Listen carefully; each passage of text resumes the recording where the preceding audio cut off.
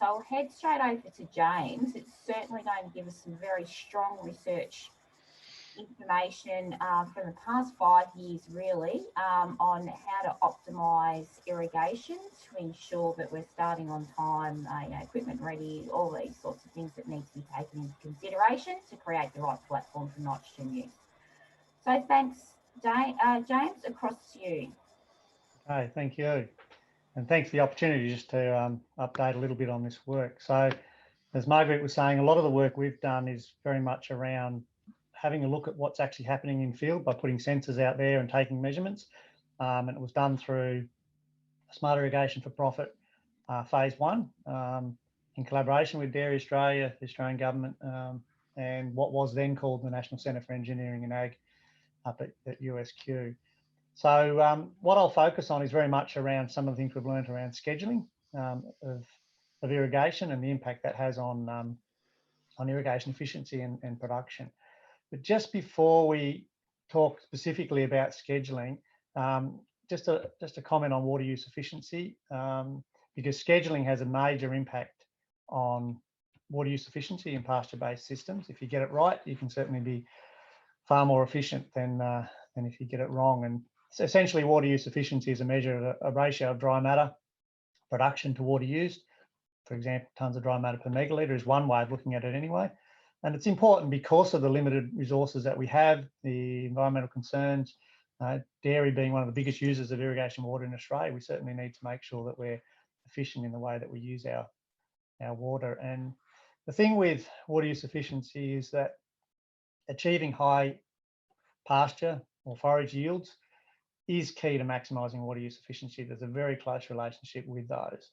And it can be achieved by either selecting the appropriate forage for the environment where you are, or by removing yield limitations. And particularly our focus has been on the issue of irrigation practice and the limitations that can occur if you're not getting that right.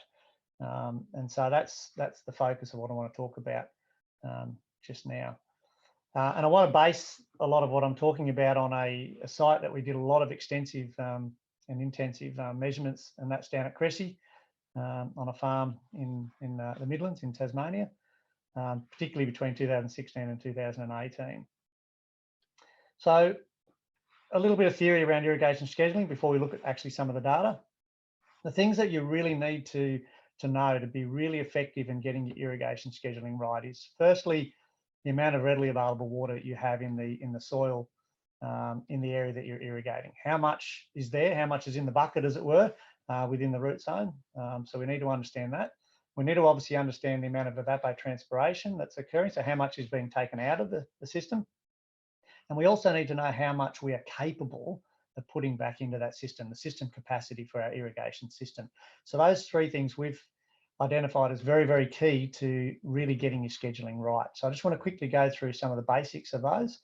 And I think most on here are probably already very familiar with this, but what we've found in working with farmers is that a misunderstanding of these things can really lead to poor irrigation practices. So in terms of readily available water, we obviously know from a soil point of view, we can go from saturated soil right down to a dry soil. With the saturated soil, we're not going to get good growth because we're limiting oxygen. With a dry soil, obviously, we haven't got the water there to be able to grow. So we want to keep water in the soil in this zone that is referred to as the readily available water zone, from field capacity through to the refill point. And so when I often talk to farmers about this, I say, well, how do you understand that? Well, if you were to think of the soil as a sponge, you take that sponge, you fill it up with water, and when you pull it away from the source that's filling it up, it'll drain freely for a bit and then it'll stop draining. So that's going from saturation to field capacity. So once you've stopped draining, you're at field capacity. You can then take that sponge and just very lightly squeeze it and you get water out of it real easy. That's readily available. And that's where we want our soil to be, within that zone where it's easy for the plants to be able to access that water. Once you get to the point where you've got to work really hard at squeezing that sponge, you're probably dropping down below what's referred to as a refill point. The plant's got to work really hard to get that water. It's still there, it's still available, but the effort to get it is certainly increasing. So we want to keep water in that readily available water zone. So it is expressed in millimetres per metre in the soil, and different soil types can hold different amounts of readily available water. it should be calculated for the effective plant root zone. And when that readily available water is used up, then irrigation is required. Well, you don't want it to drop below the refill point. You can fill it prior to it reaching the refill point if you want, but we want to keep it in that readily available zone. So some of your examples, your loams and so on might hold up to 90 millimetres per metre, whereas some of your sands might only be 30 millimetres per metre of readily available water. So looking at the different plants, we obviously have different root depths. Typically ryegrass is about 30 centimetres. I mean, it's dependent on the type of soil and where you've got your compaction zones and so forth, but about 30 centimetres is pretty typical for a pasture in terms of root depth.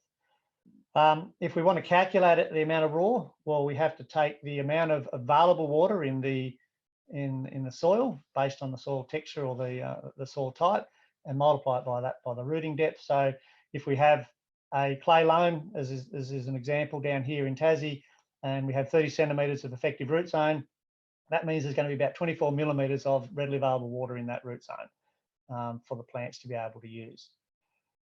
Here's some data from some of the sites where we've done some soil cores and put them on pressure plate and calculated readily available water or determined it. So for the site we're going to be interested in, which is Cressy A, the amount of readily available water in the top 30 centimetres is about 19 millimetres at that site. So we've actually gone and measured that. If we look at that particular site, there's a number of different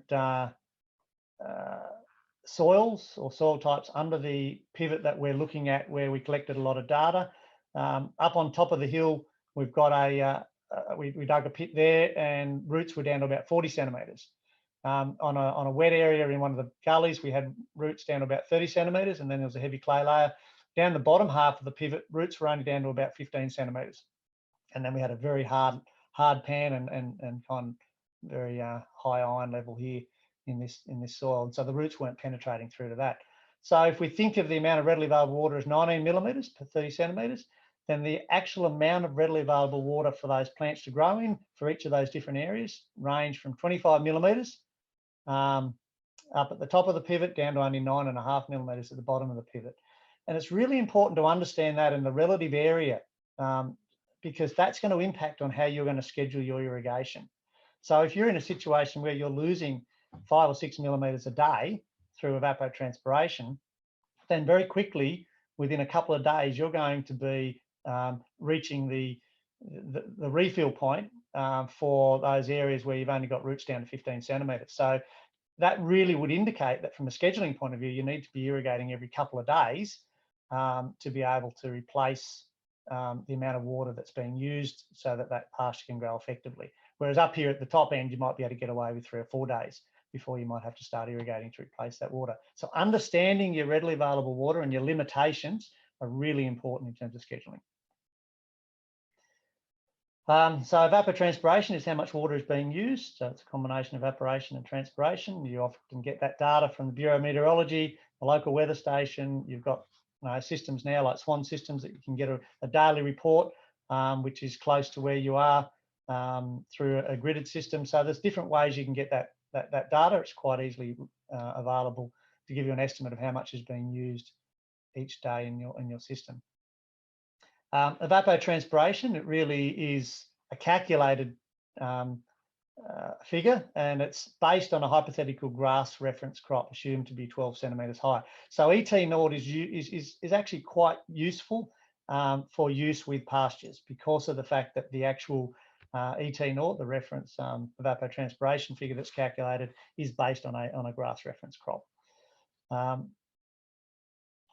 If you look at evapotranspiration down here in Tassie, in the middle of our summers, we usually only peak out at around 7 millimetres. Now, if you're on the mainland in South Australia, where we've done some work there, you might be 14 millimetres as your maximum evapotranspiration rate. So it'll vary depending on where you are, but certainly we don't quite have as high down here at our peak, but it reduces over winter, obviously. So that's the second thing that we need to understand. How much are we losing out of our system? How much are we using? Third thing we need to think about is our system capacity, the maximum possible rate at which the machine or the irrigation system can apply water to the irrigated area. And it's expressed in millimetres per day, not the depth applied per pass. So if we have, say, a pivot and you've got your system set up and you've got your sprinkler pack, you can look it up and you can say, okay, here within 24 hours, this one here has a system capacity of 7.2 millimetres. You can put on 7.2 millimetres in a 24-hour period as a maximum for that particular site with that pivot. So your pack size for your pivot, if you're talking about a pivot, is going to determine what your system capacity is on that site. So just putting that information together then. So readily available water. Let's just assume we've got a situation where we've got 24 millimetres of readily available water for the soil type. We're losing about 6.7 millimetres per day of evapotranspiration. We've got a system capacity of 6.7 millimetres, so we're able to put 6.7 millimetres in a day, and we're going to go ahead and water every third day. So let's just look at a theoretical situation here, just to help us to understand what impact scheduling can have. So we start off with a field that is full of water. So our soil moisture deficit is 0, so at field capacity. We then allow water to be used out of the profile for a day, so 2 days, sorry, and then we water again on the third day. And so our deficit stops because we're putting in 6.7 millimetres and we're using 6.7 millimetres. We then stop watering for a couple of days and we draw more water out of the system, and then we put water in. Now you'll notice that we're now at the point where we're dropping below our refill point. We then don't water for a couple of days and we dry out further, get a greater deficit, and then we turn our system on and we just water flat out. So we're watering flat out, we're putting 6.7 millimetres in, we're losing 6.7. There's no rain in this scenario, it's just our irrigation. And it doesn't matter how much we're irrigating, we're not irrigating at a level that allows our profile to refill, nor can we, because our system capacity is no more than our evapotranspiration rate. So we're certainly watering, but we're not seeing the soil moisture wet up so that we've got water in our readily available zone, which is in here. So this is the scenario that we call the green drought, and we've seen it again and again in our irrigated pasture systems, particularly in what we've measured down here in Tassie. So let's just, having that theory put together, let's just have a look at some data that we've collected on farms that demonstrate this. So we went into Cressy in 2016 and we measured pasture growth rate under our pivot. In that particular year, there was 6.2 megalitres per hectare of water that was applied. So there was a lot of water going into the system, but we were getting pretty poor growths, 30 to 40 kilos of dry matter per hectare per day. We said, okay, what's going on here? Because the farmer was irrigating quite a bit, but he certainly wasn't getting his pasture growth rates where he needs to, so we can have efficient use of water and efficient use of nitrogen. So here's an example of a water budget for a period of time during February when it was quite dry and we didn't have any rain. You'll notice that, well, at the end of January, we had a big rain event. I think we had 100 odd mils and we filled it right up to field capacity. So we're right at that point where we've got no deficit. So this is a measure of our soil deficit here. And we ended up irrigating 5 times during that period. So that's the red bars up here, irrigation, and then there's a rain at the end of that period. So as the pasture was growing, we were using water. We then got to the point where we irrigated, put a little bit in, and then we dried down again. We irrigated, we dried down, irrigated, dried down a bit, irrigated, and so forth through here. So what you'll see is that we dried down below our refill point. So this area that's in green is our readily available water. And once we dried down, it didn't matter that we were irrigating during this period, but our soil moisture deficit was still too low. It wasn't raising it up, and so the pasture wasn't able to grow effectively. So instead of growing it at 60 to 70 kilos of dry matter per hectare today, it's only growing at about 30 to 40. So that's a typical scenario that we call the green drought. You can be watering and feeling good about it, but you're not actually getting good pasture growth as a result of that. In the next year, we managed to get our pasture growth rates up around 80 kilos, but it dropped down during a significant period in December, and then we increased it again, and then it dropped away as the season went on. So certainly better than the 30 to 40 from the previous season. The issue here where it dropped away is they started cutting silage, so they turned the irrigator off, and soil moisture dried down, and then they were in the process of trying to water it back up, but struggling to get that pasture growth rate to go. If we actually look at the water budget during that period of time, if I quickly move to that, here's the soil moisture probe showing how it's really dried down during that period where there was an issue with keeping the soil moisture up. If we actually look at the water budget during that period of time, so here we've got another water budget, soil moisture deficit, here we've got rainfall event. There was a big rainfall event mid-November. We were right up at field capacity. There was in a period of time where we didn't water and a soil moisture dried right down. And so you'll notice it dropped right down below our refill point. We then, all these blue bars are all the irrigation and some rainfall events right through this period of time up into late December. But what you'll notice is when you're actually looking at the water budget is that the soil moisture was staying below the refill point as a whole. And if you look at that total period of time, the evapotranspiration was about 4.3 millimetres a day. Rainfall and irrigation, there was about 198 millimetres required, and they actually put in about 191 through irrigation and rainfall during that period of time. So closely matching up. But the problem was the timing of it. Because you delayed your startup, and then when you irrigated, you weren't lifting your soil moisture right back up into that readily available zone. For that whole period of time, as a result of this early gap, and then again another gap here where we were nearly pushing it up, we were having a poor soil moisture and therefore poor growth. And if we look at the pasture growth rates, we're up at about 80 odd kilos as we headed into it to November. We then dropped right down to 40 odd kilos of dry matter per hectare per day, and only started to increase that again at the end when we got our rainfall and our irrigation, lifting ourselves right back up into the readily available zone. So we can feel good about all this period of irrigation, all this water input, but we're not getting the growth that we need. Therefore, we're not getting the efficient use of that water, nor are we getting the efficient use of nitrogen and other things in the system. So in the 17-18 year, we really focused on it. We only put 5.1 megs per hectare in there, but we actually had growth rates that were much, much higher, 60 plus kilos of dry matter per hectare per day through the main part of the season. So if I look at a summary of our growth rates, our tonnes of dry matter produced, and our gross production water use index, which is a irrigation plus rainfall, tonnes of dry matter per megalitre of irrigation plus rainfall. In 15-16, our average growth rate was about 34 kilos of dry matter. Our gross production water use index was only about 0.74. By the time we got to 17-18, we were getting about 70 kilos of dry matter per hectare day on average, and about 1.65 tonnes of dry matter per megalitre. So a massive difference. And in fact, the first year and the third year were fairly similar in terms of the amount of rainfall. But you'll notice that 6.2 megs was used in the first year to only produce 30 to 40 kilos of dry matter, whereas only 5.1 was used in that last year. So the reason for that is that we actually put variable rate irrigation system in. So we didn't water the laneways and so forth. So we reduced the amount we needed, but we got a much more efficient use of that water and good production because of our scheduling in that system. So that's certainly worth a lot of money. Over $70,000 was saved during that period. So just a summary. So the power of data, measure it to manage, is a message we're getting out to farmers. If you don't know what your production is, you might see that you've got green pastures, but if you don't know what your growth rates are, well, then you're not really sure whether you're being efficient in the way that you're scheduling and watering.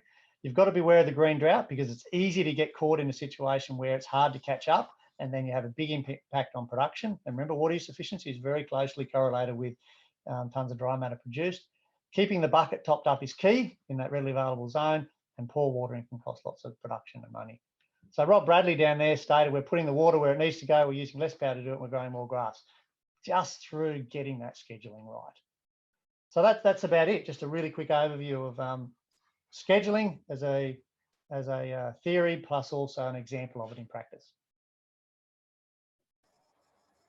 Great, thanks, James. I know there's been so much extensive work through Smarter Irrigation for Profit project, and also, of course, the Beyond Water Smart. So just to get your insights there and how it might be relevant to here is actually really, really interesting. I will open things up now for a Q&A for both Peter and James before we head into Dave's presentation. So more than happy for everyone to turn on their mute buttons. Oh, sorry, yeah, turn them off and actually ask a question.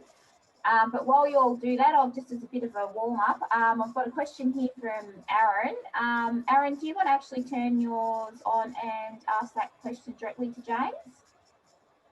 Aaron? Yeah, g'day, James. Can you hear me? Yeah, I can hear you. Excellent. No, I think you pretty much answered my question as you went through, but I was looking at that example when you first put it up with the refill point, the water use efficiency on that 6.7 mils transpiration example. where watering every 3 days, and after about 6 days, he's dropped down below and was impossible to catch up. Looking at that example, would the advice have been, rightio, once you've gotten from zero after the first 3 days, just to water flat out from that point, as opposed to let it get below that refill point and then try and catch up? Yeah, absolutely. He's not allowing it to get below. So that's the key message in terms of startup at the beginning of a season or after a rain event. So in a rain event, you might get 40 or 50 mils and you might think, oh, I don't have to water for a week. But the reality is after 2 or 3 days, you've already used the soil, the moisture within your readily available zone for the root zone. So you need to be irrigating from then and then holding it there, particularly if you've got a system capacity that's not bigger than your evapotranspiration rate. If you've got the ability to put in 12 mils in a 24-hour period, you might be able to catch up after 2 or 3 days. But obviously, the bigger the system capacity, the more expensive it is to be able to use that system all the time. So a lot of people tend to put in a system capacity that's close to your evapotranspiration rate. So definitely don't delay, start up and keep it going. That's an example, I think, that is we see quite often on the mid-north coast, and I've seen it 100 times with blokes that are irrigating flat chat, trying to catch up, and the grass is just doing nothing. And often you can't convince guys to get going early enough. And that example was 3 days after the rain event, turn the tap on, and our evaporation rates, I reckon, would far exceed that 6.7 example. Yeah. And I think some of the irrigation systems that guys are using probably can't put as much water on as you are with a pivot. So the bike shift systems, they'll be hard pressed doing that sort of numbers. So those guys really need to get rain today and start irrigating tomorrow. Yeah, totally. Good point. Thanks, James. Spot on. And thanks, James. Josh, do you have a question there? You've got yourself off mute. I'm assuming that means you've got something to say for us. Yeah, mate. So thanks for that. So there's some really good information. And back in that Aaron seeds, that bike shift system we have is a problem. Like, they basically they just can't keep up with it. And the problem is their system's set up to run the whole system, so they can't effectively, like a pivot. If you can't, water the whole lot, you could water half of it and do it properly and do it twice as much. In their systems, they can't just water half the system because their system's set up to do a certain area, which is, I think, a massive failing from everyone that's set these systems up over the years. They're pretty much useless once we start getting into summer. What about quality? So, we talk about the importance of, so where I want to go with this is selection of crops. So, like, I'm always seeing guys putting shallow rooted plants on sandy soils, trying to water through the summer, and they're trying to get bulk feed and they just can't do anything. So the first question is, do you just look at quality? So the megajoules of energy per millimetre of rainfall or irrigation, and also do you look at, getting guys to select the right crops to water at the right times from a coefficient point of view of utilising the water, using sorghum in the summer compared to perennial ryegrass up here, for an example. Yeah, I mean, some others might be able to answer this as well, but certainly selecting the right crop that's going to fit that system, it doesn't seem to make a lot of sense to use a crop that is very shallow rooted in a very hot environment where the plant itself is not going to even handle that heat, that temperature very well. So selecting the right crop for the right purpose, that's where water use efficiency can be really impacted. I mentioned that right at the beginning of my talk, but didn't go into it because we were talking more about scheduling. So I agree. Make sure that you've got a system that you've set up that's actually going to be suitable for your area. Having said that, obviously down here in the temperate regions, once you've set yourself up for a pasture-based system, say with perennial ryegrass, it's hard to move outside of that if that's what your whole system is set up on. But as you go into Victoria, into northern Victoria, you'd be using millets and other crops as opposed to your shallow-rooted ryegrasses as a typical management practice. But the other question around quality, I mean, it depends on what you're doing in your system, but you mentioned megajoules of energy per megalitre of water as an example. on this, is it mainly dairy farmers on this? Yeah. Yeah, okay. Sorry, I'm not 100% sure about what more crop for nitrogen is involved with, but as you go more and more north, I mean, obviously you've got your tropical pastures, and you'll have some of your other forage crops that may be of better benefit, particularly during your summer periods, than trying to persevere with something that's not suited. Okay. Peter, did you have something just quickly? Oh, because I'm really very keen to hear from a couple of our really fancy farmers. I know we've got here on board, like people like Rob Cooper and Luke Cleary and Fleur Tom. You have your input here in terms of other crops that you're working with. Would be really interesting in how you're using those and aligning your irrigation. Have a think about that while I just hear from Peter. Just putting some figures on what Josh is saying, that, you know, you saw the water use efficiency of ryegrass is around 20 kilograms of dry matter per millimetre. James Neal measured up to 33 with kike, and maize gets up to 40. So, you know, in the summer, the C4s are substantially better water use efficiency straight up, I think. And the other thing is that some of the perennial ryegrasses, the quality does decline over summer. And Sydney Uni and Yarni have shown that if you keep grazings pretty short, you can be getting 9s to 10 ME with kikuyu and good nitrogen management, good irrigation management. So, you know, Josh's points. Can I, Pete, just on that, so I think it goes back the other way too, though. So we need to understand, yes, you can get good results with kikuyu and irrigation, but understanding what ryegrasses you put in, so in springtime and late springtime, you're not trying to water kikuyu that doesn't want to grow. So there is opportunity there for ryegrass to give good returns, as much as there is for kikuyu as well at the other end. Yeah, no, there's a crossover period there, obviously, where one's better than the other, and yeah, it's going to change each year depending on temperatures, but midsummer, yeah, I think